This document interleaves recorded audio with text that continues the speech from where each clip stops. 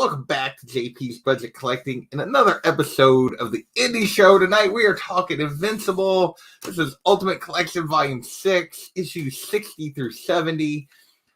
And there's a lot of crazy shit that happens in these issues, so we're going to get right in it. I'm going to pull our panel in, and we're going to get started. We got the unruly Simeon. What's going on, my friend? I agree 100%. There you go. We got Kirk. I was saying mine. Mike Shep, what's going on? I totally agree. We got a lot to talk about. A lot. And last but not least, we got my man Daymers. Adam, what is happening, my friend? Not much. Man, yeah, it's pretty crazy. I mean, like, we had talked about the fact that that Kirkman has kept this moving the whole way.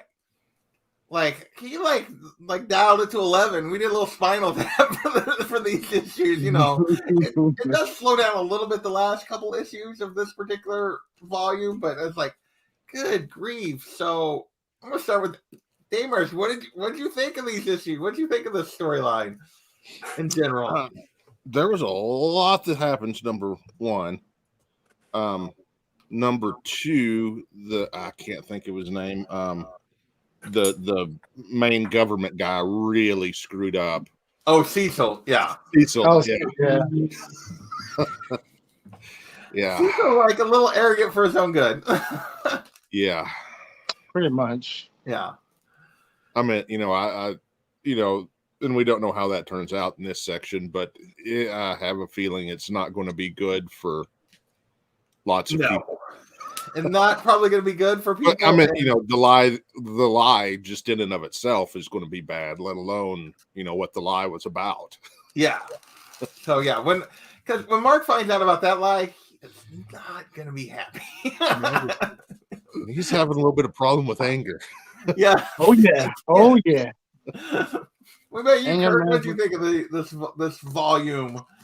I'm not a huge fan of soap operas, but it was very action packed with a lot of drama weaved into it. So I was definitely like on the tips of my toes every chapter or every story. I am definitely looking forward to somebody coming back for round 2. That's all I'll say. We'll get to that in just a minute. Yeah, for sure. So, Unruly, what do you think about this section here? I wish I didn't read this. I never read Invincible till after it was done, and I bought the 3 Omnis. This would be a book I would totally love to be reading on a monthly basis. It's just like there's just so much going on. Yeah. But it's such an easy, quick, breezy read. You get absorbed into it. I wish this is what comics are. This is what superhero comics, mainstream superhero comics should be. Is exactly this. Yeah, I mean, I don't know. I'm torn because I really enjoyed this volume. Like, there's so much shit going on. If anything, I feel like there's too much. Particularly the first issue, one issue, the whole thing with the doppelgangers, alternate Invincibles taking over the whole planet. Last one issue. It's like, holy crap! That could have been a 6-issue arc, without any trouble. And I do there's a few things in there where I feel like he almost moves too fast. Because we see in that issue, Eve gets hurt during that issue, which kind of sets up some of the stuff that happens with Conquest later, that she's injured and out of it. But, we don't even see how she got hurt. You just see her hurt. And it's just rushing off. Yeah, I mean, there's just so much going on. It's just sort of crazy. And I don't know if, but yeah, that one issue has so much. So let's get into that. We kind of had got hinted at his return, the previous volume and the last issue particularly, which we see how Engstrom Levi survived. and we see his revenge is basically finding all the evil versions of Mark from the multiverse and offering them to help him if they come here and basically destroy this world. So what did you guys think of that issue?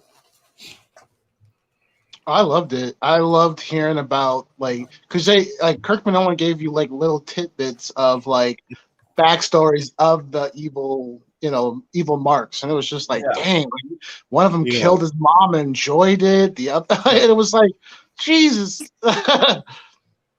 So you didn't have to watch your dad die here, and just like I killed my father when I was a child. Also interesting to me, all the different Image characters they brought in from all. Totally agree. And I haven't read a lot of about some of these characters, so it's like I had to look them up. But besides, I know who Spawn is, I know who Savage Dragon is, so it's like it was cool to see them mix them up. Yeah, it was definitely cool. Like, it was so packed, and I mean, you see Witchblade, and you see like I was shocked, and Cyblade and Spawn, and there's just all of Youngblood, basically. Yeah, all of Youngblood. I mean, and you're getting Wildcats. That was the other one. Yeah, was it Wild? I don't remember noticing the Wildcats. Yeah, Ripclaw and Cyblade, and I do. Yeah, Ripclaw. There you go. Yeah. So, I mean, there was just so much going on, and I think it's Pit. Like, that was awesome. That was one of my favorite splash pages. Oh, the Pit, yeah. Like gouging out his eye. Oh, yeah. It's like, jeez. Well, and we see the one. Like, I'm gonna take this off so I can flip the thing. The page where the one in Mark has ripped off Immortal Man's head and throws it through one of Duplicate's bodies. Like, it was like, I mean, there's some crazy violence in this section. Where is that page at? I just saw that a minute ago. Like, oh, yeah, and Rex on that same battle. R.I.P. Oh, man, talk about redeeming yourself. Well, I know. The thing is, Rex had finally gotten to the point where I didn't find everything he said like annoying. And then that's true. Like, see you, Rex. Like, it was really great seeing like him develop as like a human being, because even he recognized that he was like a piece of garbage. Even like the relationship between him and like what's her name, Eve was growing and changing. Mm-hmm. Yeah, he was maturing. Rex is basically like, he's like, what are you going to blow up? And he's like, my skeleton. And then you get, and I mean, just crazy, like his thing. And then there's the crazy panel. There's so many crazy panels in this, like where he literally throws Immortal's head through another version of Gates. Like, it's just like, what the heck? Well, what I like is how all the marks, all the evil marks are 100% Voltramite. They're arrogant. They're complete arrogance personified. Yeah.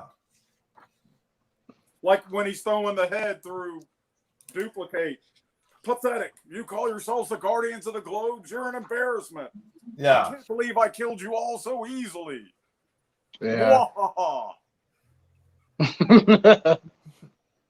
Yeah, I mean, there's a bunch of like, the arrogance, and then we see them as they're like, day 3. I mean, it goes so fast. That was just like a point. It was so decimate the planet, basically. Yeah, I would have loved to have seen some of these fights, but it was effective the way they did it. For sure.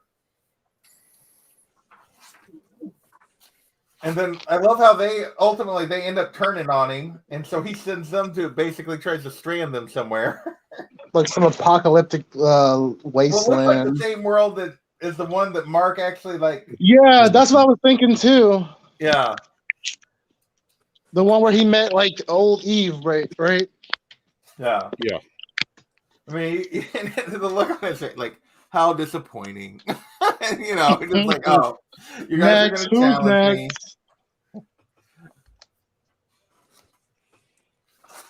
But I mean, he kind of got it himself. Oh, I love how the tables turn on him. Like at the end, like the guys that were helping him were like, "Oh no, you had your shot. Now you work for us." I've always been curious about like who they are. Like, are they like the Beyonders version of like this universe? I don't know. I I have a feeling we're gonna find out. There was that one panel that was like, where was it? That it was they were talking about how that they had to adapt themselves to survive on their planet. Oh yeah, they didn't want to have to do that anymore. Type of a deal. They were ready to go conquer elsewhere. Well, they also kind of indicate that they're the reason that their planet is basically unlivable, and they had to adapt themselves to do it. And then it's like, oh, we're going to go elsewhere now. So we want more. Yeah. So we do get a little bit of. I mean, is there anything else you guys want to talk about from that issue before we move on? Like, it's just like so. They just cram basically everything and every image character you can think of into this. I love how we see like Donald is the finally see the full cyborg Donald. Like, I knew it. Well, and the next issue is basically rebuilding. Yeah. Well, that lasts a long time. It was really sad, like seeing all like the propaganda against like against Mark, Invincible,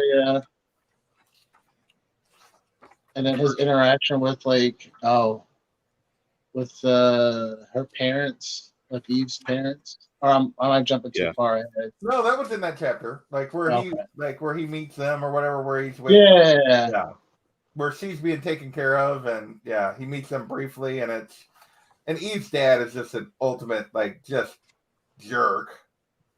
Like just like get out, that's my daughter. He's like my daughter's a tramp. Yeah. Oh well, that's later, but yeah. That conversation with over the cigars was like so. No, her dad. Like we get to see really why like Eve is not unreasonable that she hates her dad. She's like, you were warned, Mark. You were warned. What's up, aggressively? Hey, aggressively. Hey, Phil. What's going on?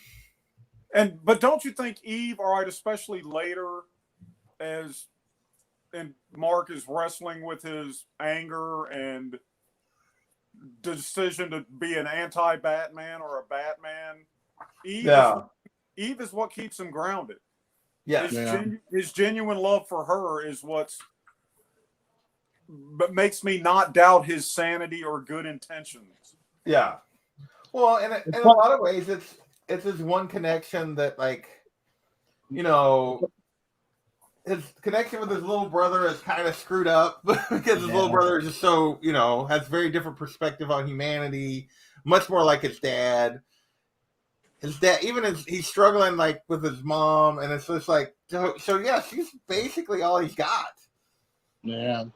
At this point. And he's definitely struggling with his anger and what decisions to make. And we'll get into like what really pushes him here in just a second. But like, we get to see the rebuild, and we get to see basically, we saw the propaganda blaming him, and then we get to see that stupid Powerplex guy like come at him again. Oh God, he annoyed me, but it's like, it's almost like he's twisting the situation, like to kind of to make it seem like Mark is like, or Invincible is like the number one cause of everything.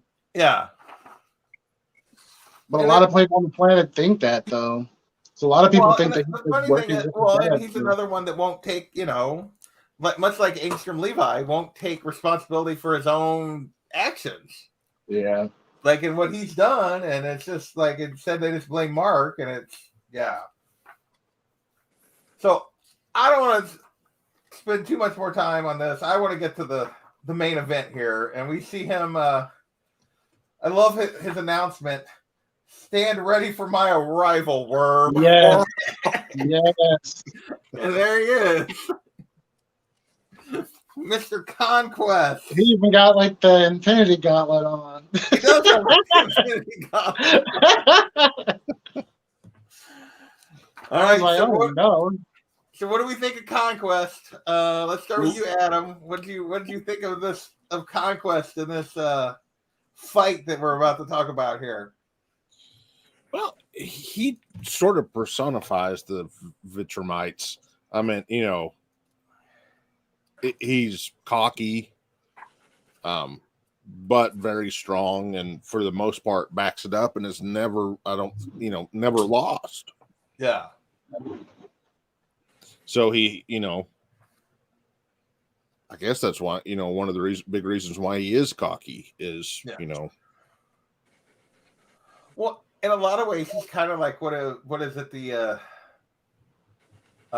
What's the bat? What is the lion guy? What is his name now? I'm blanking on it. Battle Beast. He just wants to fight. He's gotten to the point where he's just looking for a challenge. And I mean, like at one point, Mark hits him. He's like, "You're getting there," and he's like, "More! I want more!" He's just like he personifies the bloodthirsty violence, anger, everything about the Viltrumites. I love when they get together, the boom, like this double page spread, like when they're punching each other, the big boom. And if you look at it, it's like a 1-page spread at the end of one book, a 1-page opening spread, and then a double spread. Yeah. And then, like three panels on the next 2 pages total. Yeah. Yeah. I mean, these are all huge panels. Like, I think 5 or 6 panels is about the most you get in any of the part of this fight. Yeah. And I mean, they go to outer space, and you just look at like Mark socks him a good one, and then you just look at his face, and he's just like, "Yeah, I like it."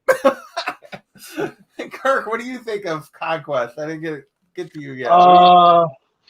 I am not a fan of this gentleman. He's very strong, but that moment when like he's like, "I'm done with this. Playtime is over," and he just gives Mark one to the right. I think it's to the right eye, and it's just like, oh yeah, instant black eye right there, swollen. He swelled it up instantly, and so that's when you knew he was just toying with him. And so he'd been toying with him to that point. And it's almost like a repeat of like watching his dad just like decimate him. Yeah. It's just like, man, Mark is going to be strong by the end of the series because he's just been like put through hell and back multiple times in multiple dimensions. I love Conquest. I love him. We need more like him. He's just pure battle lust. Did you ever read the Bob Layton Hercules miniseries from the 80s? Mm-mm. He portrayed Herc the same way, only Herc, he lived for battle, but when the fight was over, he'd buy you a beer and you were buddies. Right. There ain't a bit of that in this cat. No, there is not. I mean, I'm going to kill you, enjoy it, and then I'm going to kill the people around you and enjoy it more. Yeah, I mean, this is an all-out fight for what, 2, 3?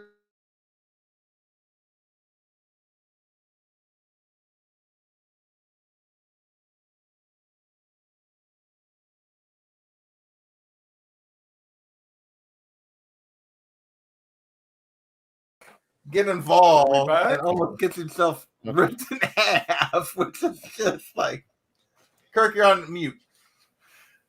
Yeah, that was like the worst part for me in this this chapter was almost seeing. I was like, he is not about to rip him in half. I thought it was over. I thought it was over for him. Yeah, I thought there was a decent chance that he might actually do it.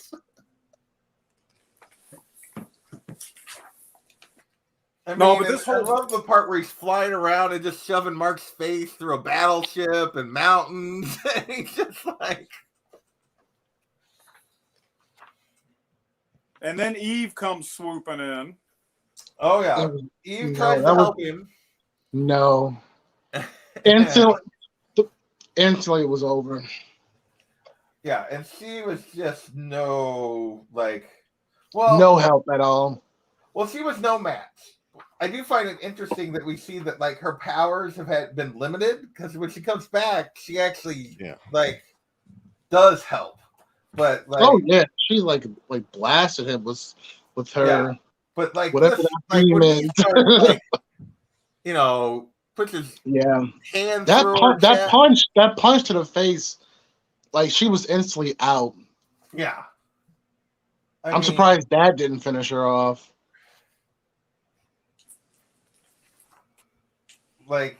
He just basically, and then he's standing over him like this 2-page spread of him gloating,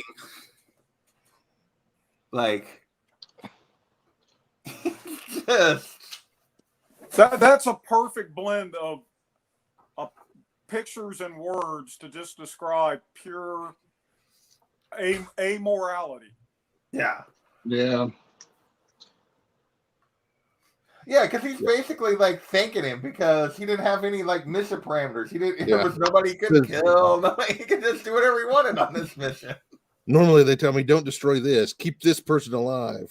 But not here. I'm killing everybody and dare you to say something. So whatever you did to piss us off, thank you. This has been fun. Yeah. I mean, and then the next page, you get where Mark's face is just messed up at this point. His arm, what happens to his arms and his hand? Oh yeah, we haven't quite got there yet, but so that was what.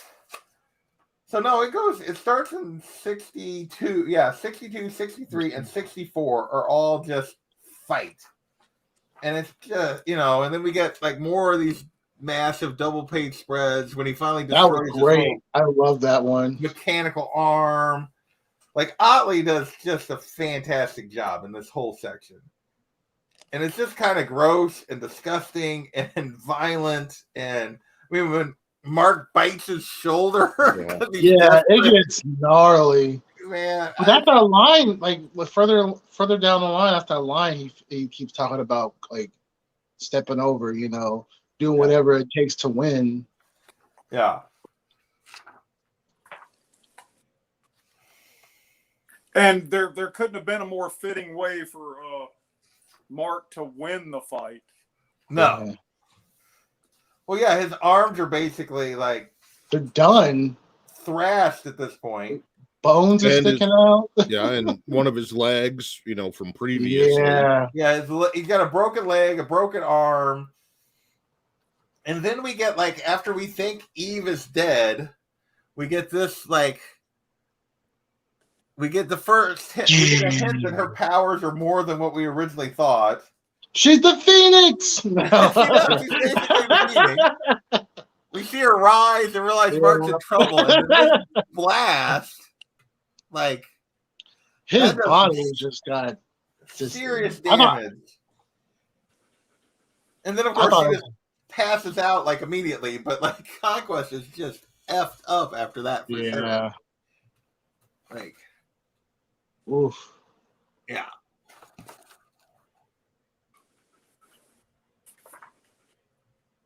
Yeah. So what do you think? We're just kind of walking through this, but what do you?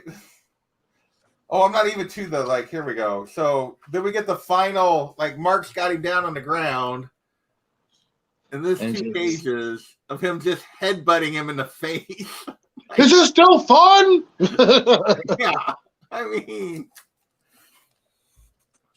He just keeps mashing him he's just. We're making mashed potatoes tonight. And then that scene, look at that page. Look at his arm. His arm, the bone sticking out of his arm, and look at Conquest's arm where she basically blasted all his skin off. She singed off his skin. Yeah.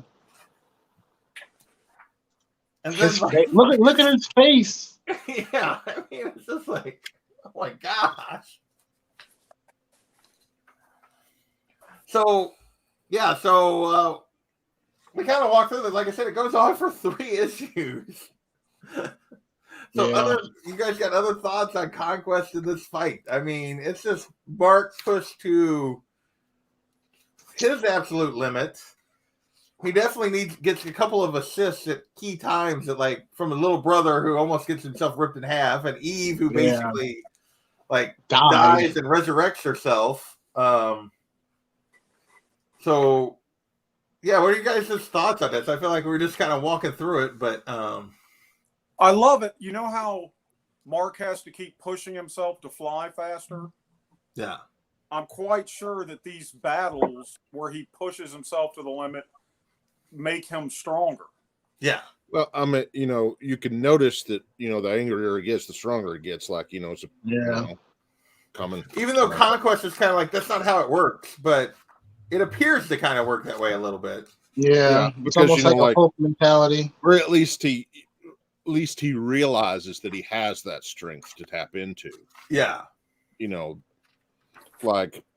didn't break Conquest's, mechanical arm until after Eve died. Right. He didn't, a lot of other stuff that.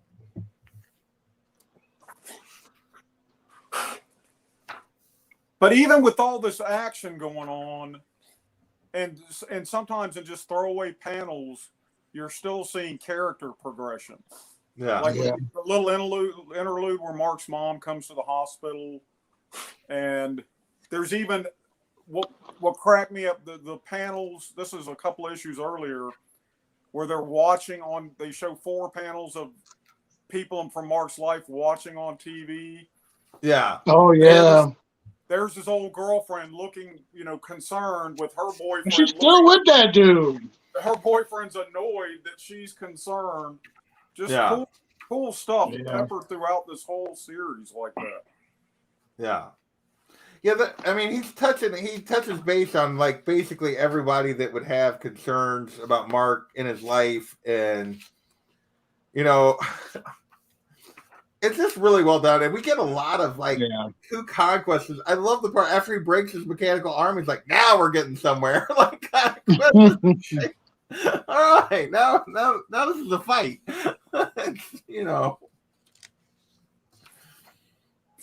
But I definitely feel like this is probably one of my best fights. Unruly. So there's a little bit of saying in the Viltrumites in terms of battle makes you strong. What doesn't kill you makes you stronger. Kind of. Yeah, there's a little bit of Dragon Ball Z going on here, for sure. To me, this is it would be in some ways it's the highlight of the series to this point in terms of fights and battles and villains. Yeah. It's definitely the highlight of this volume in many ways, even though we've had Angstrom Levi and Evil Mark. Well, it's because it's been building up. Like they said, we're coming, and if you ain't got nothing to show or results, we obliterating. And this was the day, and it's just crazy. Right after the world gets decimated, he's just look around us. There's hardly anything to left. Yeah. So that was poor Mark. Literally, I don't think, and Conquest even says at one point, when Mark tries to make him talk to him, he's like, "I'm not letting you surrender. I don't." He's please wait. He didn't come to negotiate. Even if Mark had taken over, I feel like they were going to fight. Conquest was going to find some reason to fighting, no matter what. It took you too long to take this planet. Boom.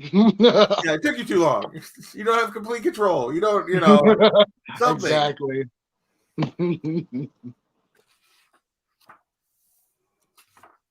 So yeah, this is a very dark, but epic battle. Yeah. Okay, you guys have anything else on this before we move along? Obviously, we hinted at the one thing that we do find out, I think we could talk about right now, which is as Mark's recovering, he sees he's really dead. Cecil shows him Conquest's dead body, only for us to find out not too much longer that he's not dead, and Cecil's actually trying to He's an idiot. Captured him and waiting for him to wake up so he could get answers. Which such a human thing to do. Yeah. And it's not a bad motive, but I mean it's just so stupid. Yeah, I mean, I understand his motivations, but he could have buried him in the middle of a planet and it wouldn't have been enough. Right. I mean, it's just like his little trap is just like, did he not understand how strong they are? Like, still? Yeah, like at this point, he's still like butter in the morning. How strong they are. Yeah. I have no clue why he, there's no good reason to have kept him. It's just like you said, arrogance. Simple as that. Well, I mean, I get the reasoning. The reasoning of, all right, let's see if we can get some answers. Like, we got this guy at our mercy. Let's see if we can get some answers. But the arrogance to think that you can hold him whenever you know you. At first, I just thought he just cut his head off and just kept the brain alive, and I was just like, that's what I thought initially. This is interesting right here. What are you gonna get that information? But like, I'm like, he's still alive. His body is behind there. You're an idiot. When you first see just his head, that's kind of what I thought too. They had like something attached to his brain. They had the technology to bring back immortals, so I'm just like, okay, they're just keeping his head alive, like from Futurama. But no. I mean, they knew what Mark could do and knew what his dad could do. And this was, the guy they sent that was supposedly the biggest, baddest of them all. And they knew that like a nuke wouldn't take out Mark's dad. Right. That was part of the line of defense. If this guy got free. Well, yeah, he 400-ton block of timbered steel and, 6 miles down and the place implodes. And it's just like, all that technology at your disposal and you just lock them up in pure steel? Like, there's no. We see his reaction. He's like, he left me alive? The fool. And it takes him like 2 seconds. He could have sneezed and got out of there. I mean, yeah. And you see Cecil actually like showing like, son of a. Not good. So if we want to we can keep with that, and we see him actually return and we get our first look at, if we just stick with that storyline, we get our first look at the Viltrumite King. And but there's actually 2 sleazy things that Cecil did in this. Well, there's more than 2, but yeah. Well, it's like 3 of them. We forgot to mention all the multiverse freaking Invincibles are being made into zombies. Yeah. So now he has a way to take out Invincible potentially. Yeah, he's trying to use those dead Marks to create more Reanimen. So it's like he's still constantly lying to Mark. Yeah. Like the means the ends justify the means. Well, there's one good thing. Cecil's gonna Cecil. And Mark knows that. That's true. And he's still helping, but reluctantly, and not letting Cecil push him around. But eventually, I would have to think there's going to be a real showdown. Yeah. And I mean, further down, like in the chapter, like he admits to Mark, like, I'm gonna keep it real, like I'm afraid of you, like you terrify me, and I didn't expect him to even admit that. So it's like, but that's just another manipulation amongst, a manipulator. Yeah. Sometimes telling the truth is the best way to manipulate. Sometimes the best way to lie is to tell the truth. Yeah. Or at least part of the truth. Yeah. Yeah. Oh, no, listen. When I was a kid, when I was like 15, 16, I'd walk out of the door on a Friday night. My parents say, "What are you going to go do?" "Going to go drink some beer and snort some cocaine." And that's what I go do.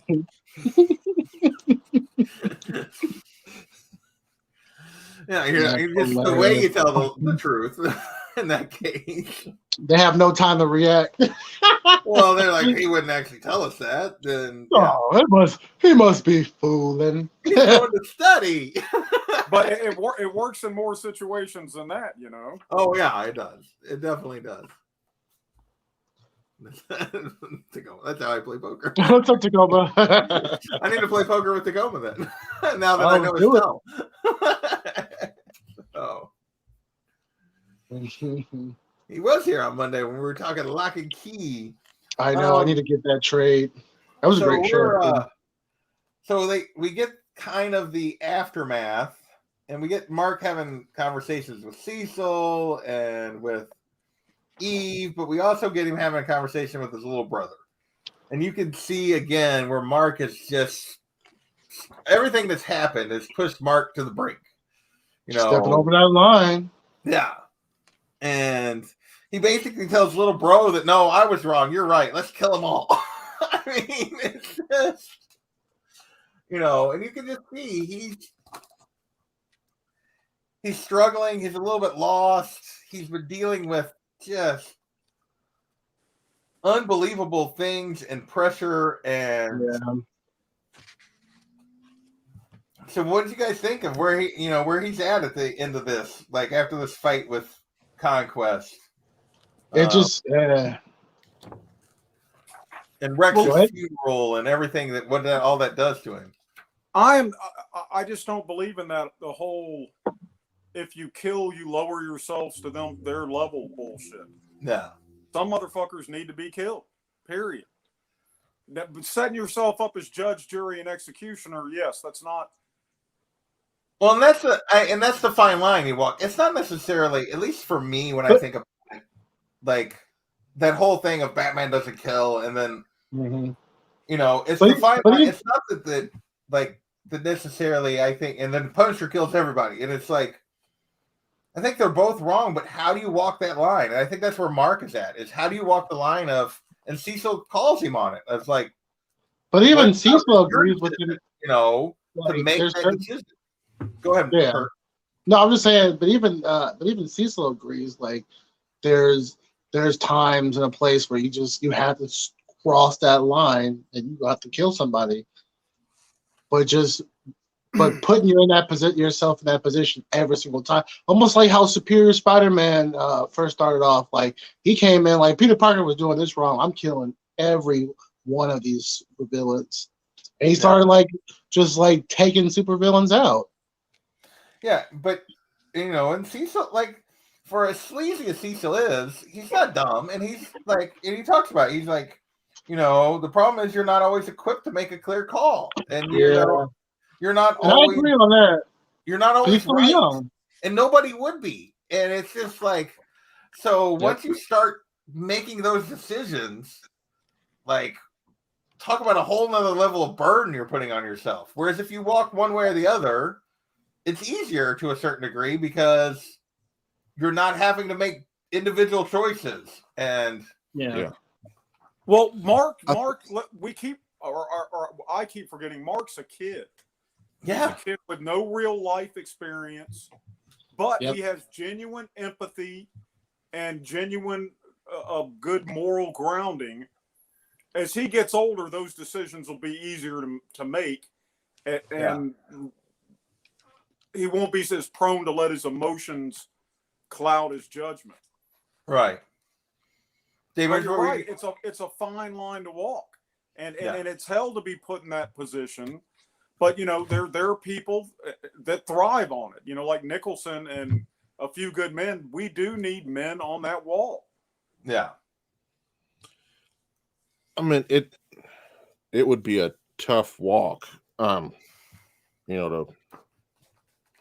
balance between the two, but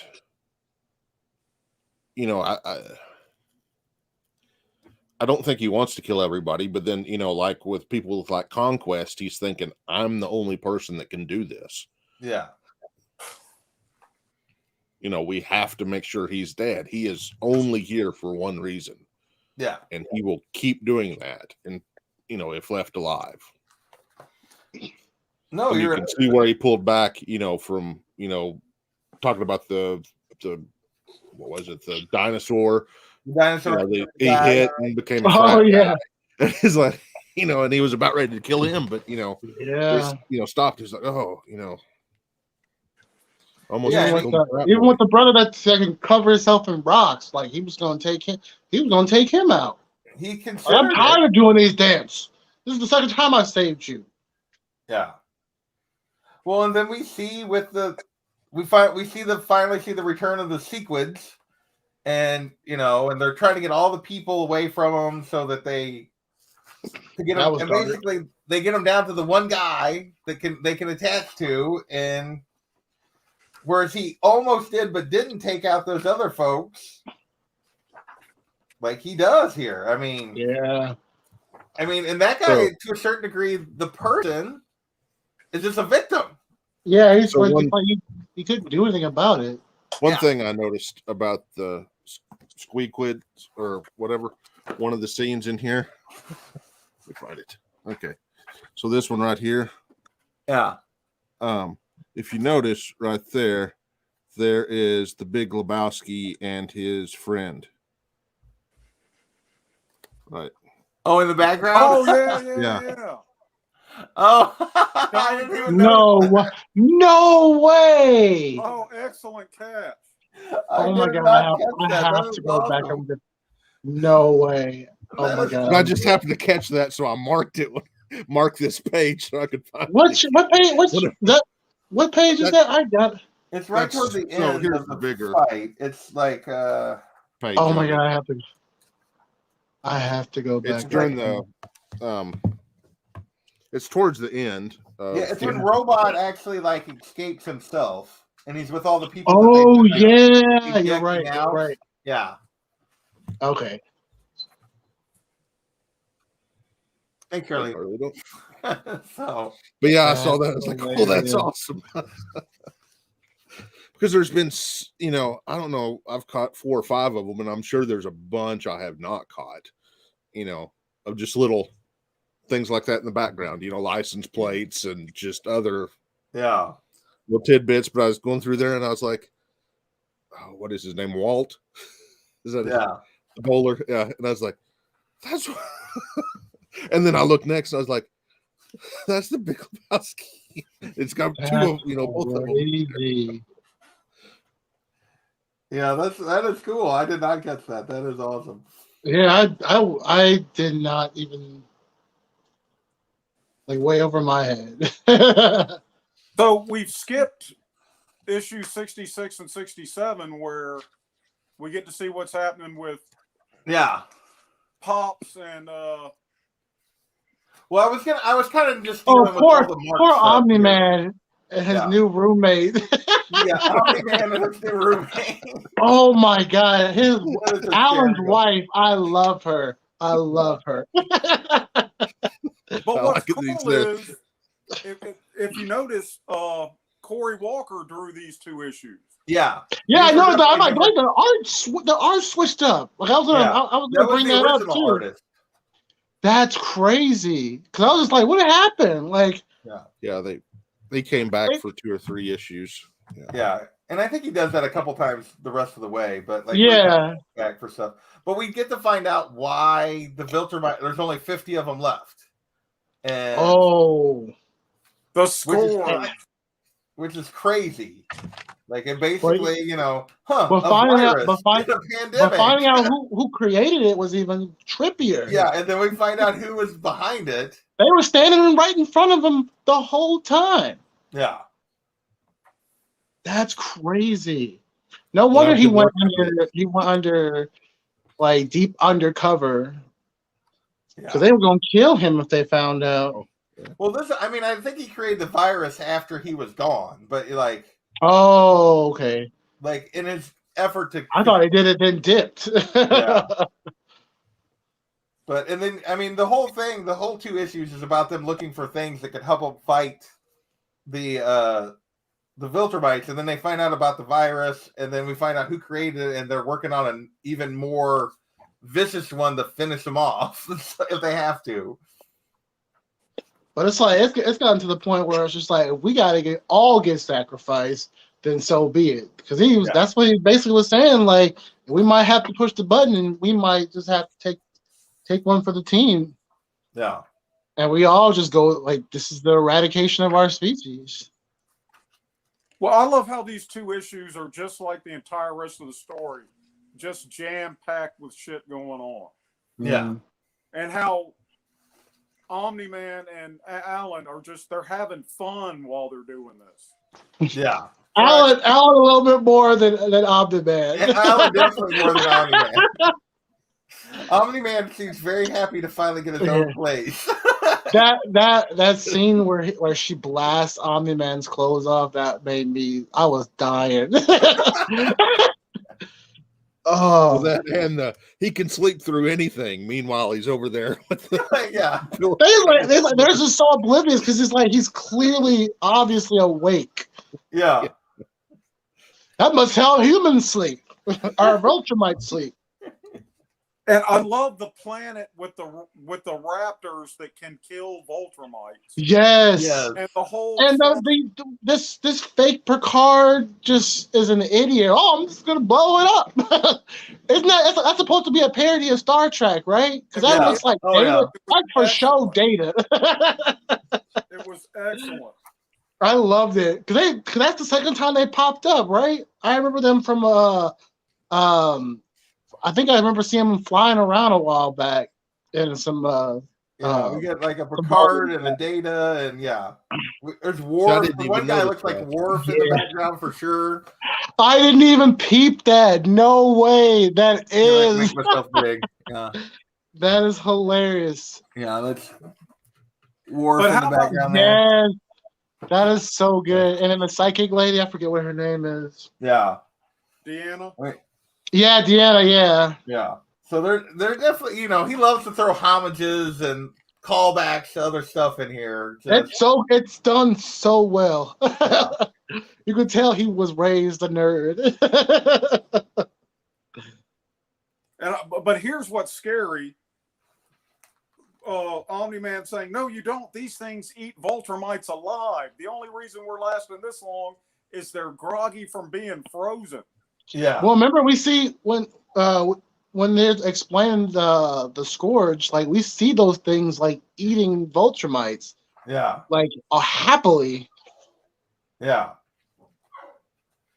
So what they need to do is screw the virus. They just need to go down to this planet, capture all these critters. I know it's a tall order, and unleash them on the Voltrumites. But once again, this is like a technologically advanced civilization, and you don't have no technology to just put them in a cage or a force field or something. What kind of cage is going to hold them though if they can eat Voltrumites? There's got to be some technology. If they can freeze the planet, they can do it. Well, I don't know.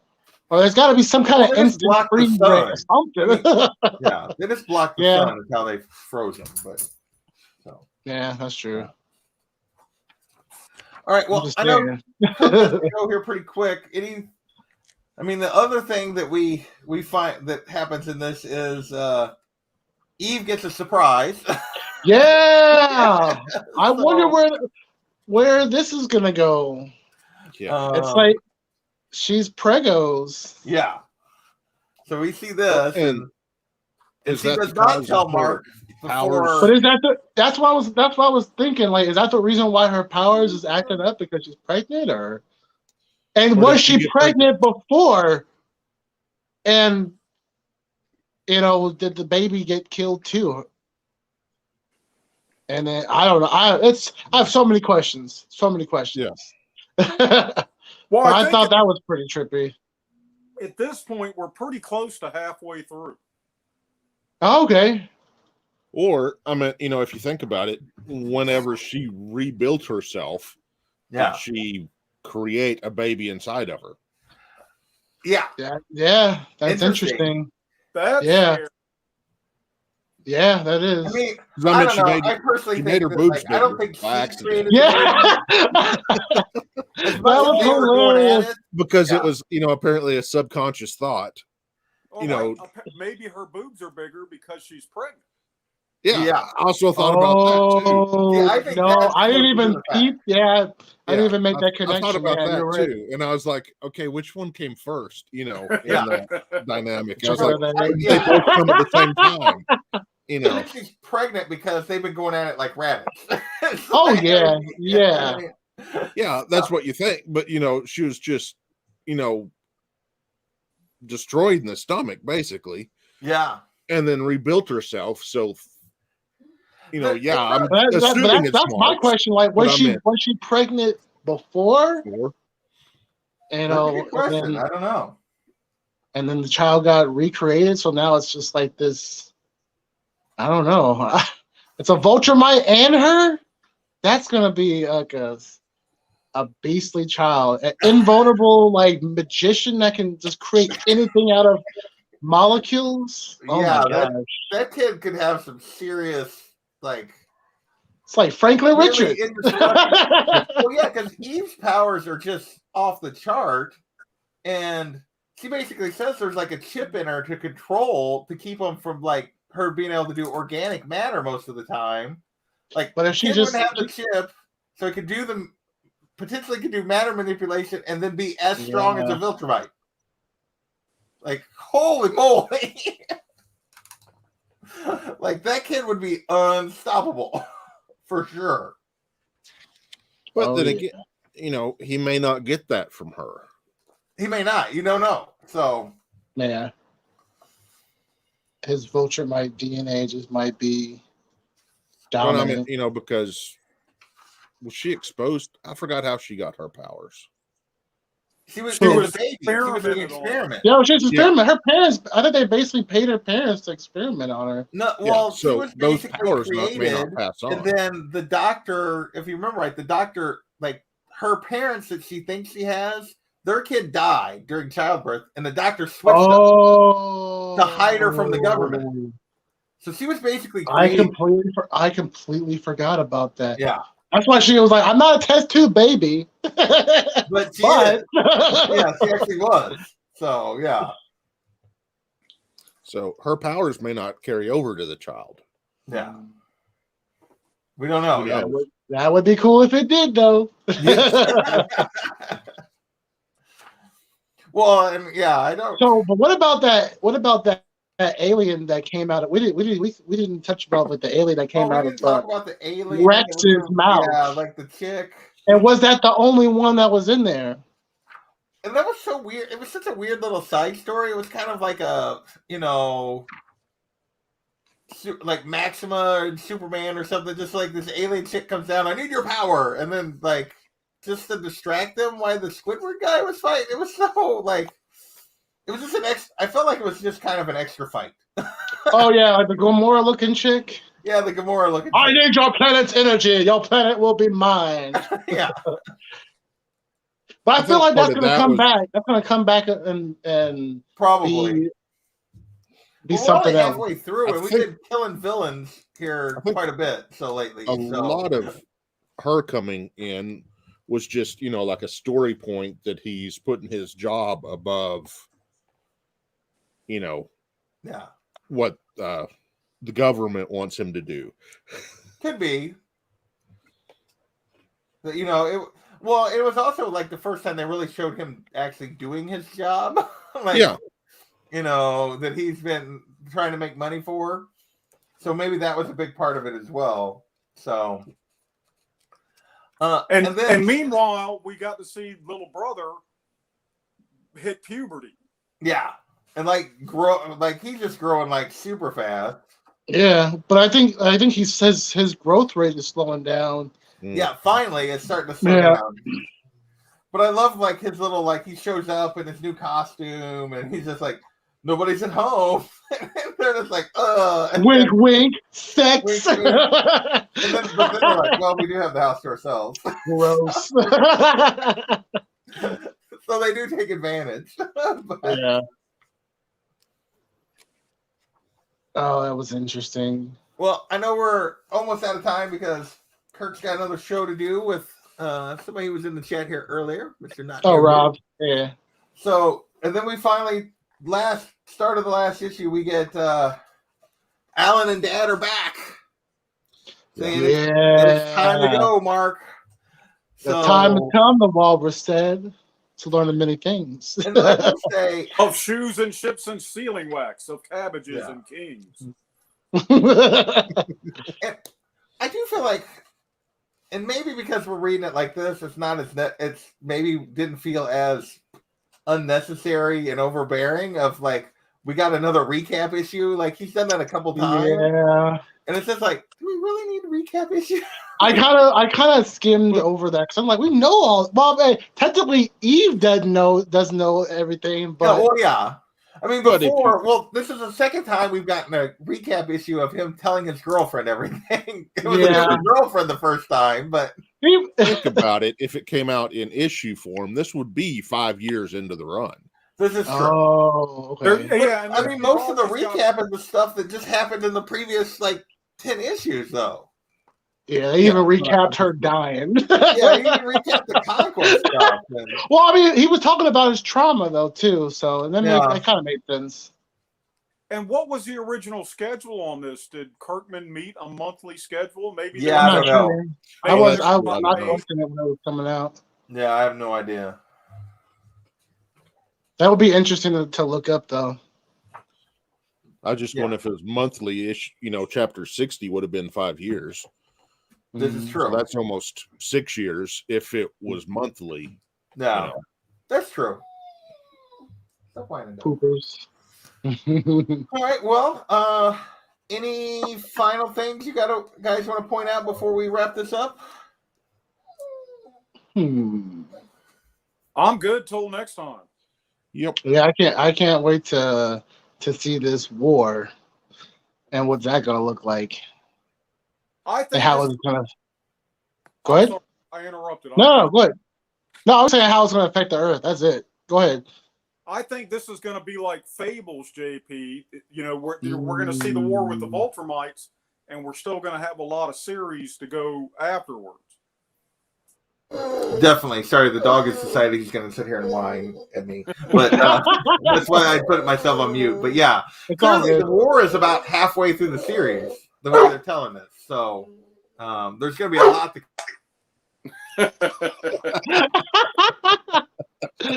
Poor puppy. I had mine at the job site last week. I took him up in a far corner and let him off the leash. And these two site guys come walking up. They're about 300 feet away. Loki took off after them, and they were both like, ah! And I'm screaming, he's friendly, he's friendly. So yeah, I'm sitting here with my foot rubbing on him at the moment to keep him from whining and barking. That's hilarious. He's ridiculous. So he just wanted some attention. Attention. All right, well, yeah, I'm looking forward to the next volume a ton because I have the feeling, as much as was packed into this one, I have the feeling there's going to be even more. So, I want to see more battle beasts. Thank you guys for hanging out. Kirk, we'll get you over to your other show here. Hopefully not too late. So, yeah, for sure. So unless you guys got anything final thoughts before we get out of here? It was awesome. I can't wait to read the next one. Exactly. All right. Later, everybody. Peace out, everybody. Later.